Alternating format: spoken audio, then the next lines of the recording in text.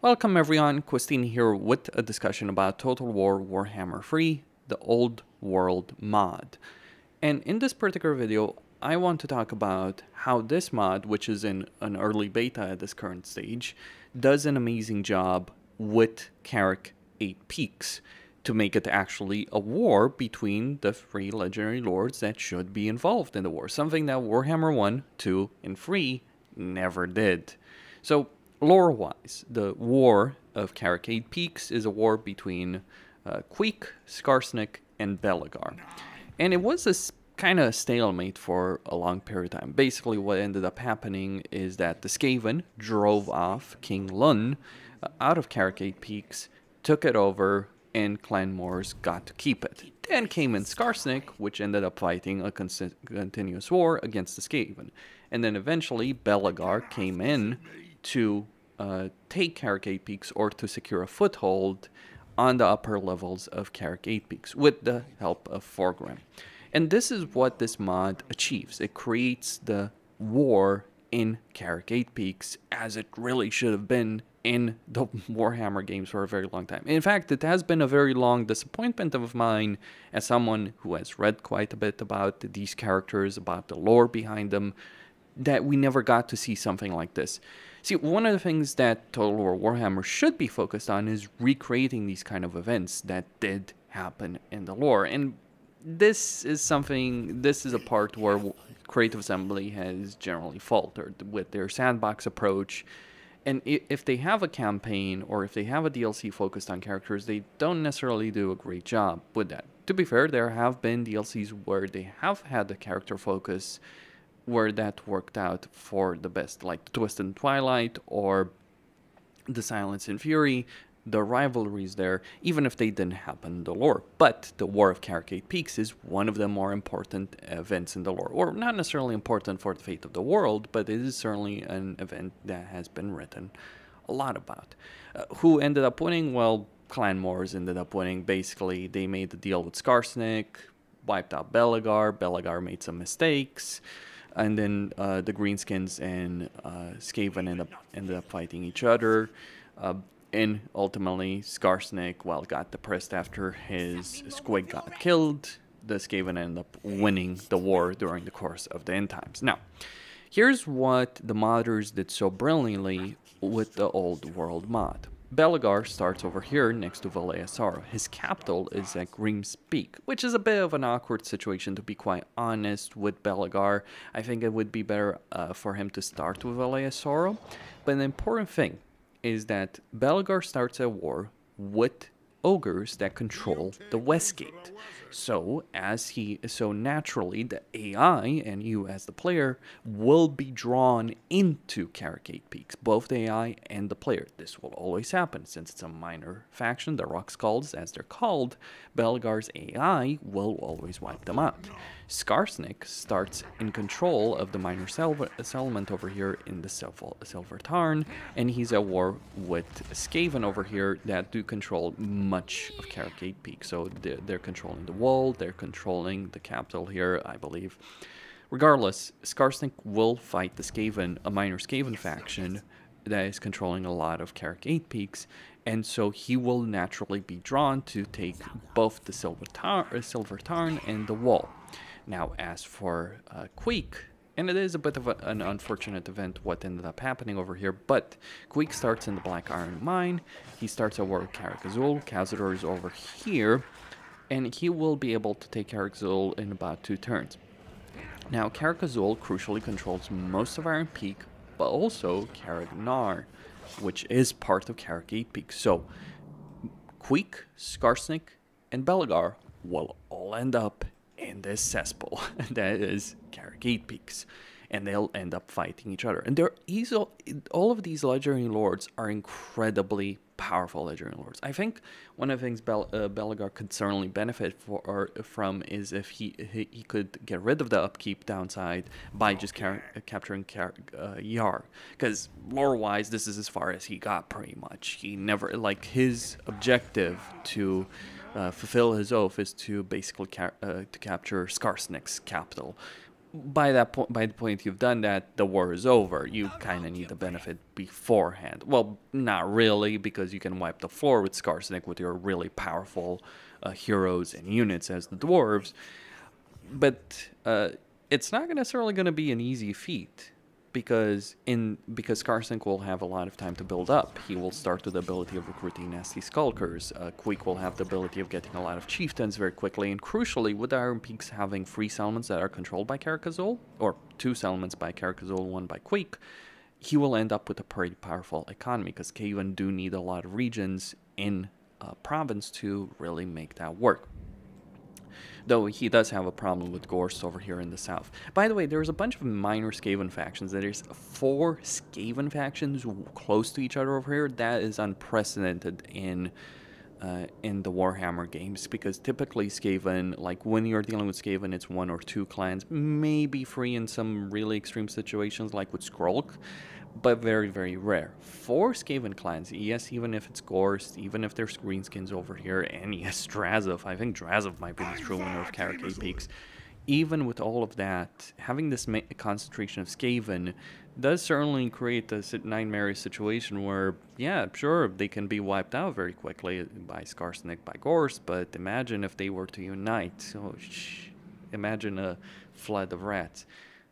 Playing as Belegar, I ended up having to fight 5 full stacks with Waz by Skarsnik. I only had Belegar's army. That is one of the most incredible situations I've dealt in any campaign that I have ever played in this game. Like, having to fight 5 armies by turn 15. Grimgor is one thing, Skarsnik and this mod is completely different. I wiped the floor with them, but I got really, really lucky where those 2 of those armies ended up in forced march. A third was close by, so I was able to defeat 3 armies in 1 turn, including Skarsnik's one, but it was certainly not the cakewalk of a situation. But point is, you end up with this massive war. Now, this is modded, so I'm using specifically a mod that helps the dwarves in particular. And I'm also using the Warband Upgrade mod, which helps everyone, but really, I'm using the dwarves Unforgotten mod. For Belegar, it's an interesting situation because he might get an event to Confederate Karak, or at least I think the modders are building up to that, but I actually got Confederation of Karak Hearn, which is starting a war with Skrolk. So I ended up having to fight a 2-front war, actually a 3-front war, because we also have Black Frag over here. Yeah, I do think Belegar's starting situation could be a bit improved. Like, he could start, he could start Valeasar being a tier 2 settlement as Grimspeak starts with, and there might be an Ogre camp here. I think that would be better, or he could start closer to Karak Ziflin, so you get the war starting earlier instead of Skarsnik just ending up dominating and everyone having to kick him out. But beyond the war between these 3 factions, which in itself is a highlight of the mod, like I think what they've done in Karak Peaks is probably the best part of the mod so far, though keep in mind, the mod is still in an early stage, there's a lot of work to be done, there's a lot of things that can be improved, there's a lot of detail to the terrain that can be added and hopefully will be added. Because right now the map can feel pretty empty. I mean, beyond the settlements and just, very basic terrain, there's not really a lot to it. But here is the thing. Here's what's really incredible. You might have noticed it long before I mention it right now, but this campaign is Queek. Every settlement over here has a landmark, and these are powerful landmarks. So, for instance, the first settlement I captured over here gives me Obsidian, Casualty Replenishment, Cave and Corruption. Okay, that's not necessarily too big. The other one gives me Local Recruitment Capacity, Control, Campaign Line of Sight. We then get the Wall, which gives Marble, Melee Defense to all armies, Defensive Supplies, so very difficult to dislodge someone from that. Grobby Town, Post-Battle Loot, 10%, 300 income, which is, by the way, fairly significant by Skaven standards over here. And actually makes this 2-province, like these landmarks make these, typically for Skaven, provinces with just 2 settlements are not worth it. Karak Peaks is very much worth it. Well, minus perhaps to some extent the East Gate, but still, like, the Wall is incredible. Like, 300 income over there, and then Marble, yeah, that is pretty damn powerful. The Citadel, control in all adjacent regions. Clan Mars headquarters, because that's where it should be, I should add. And actually, I should probably build up over here, like, I don't know, get rid of this one. And build that up. Income and all the other benefits that you have from the headquarters. Skarsnik starting settlement, the Silver Tower, income, iron production, growth, a ridiculous amount of growth, which is pretty useful for Skaven.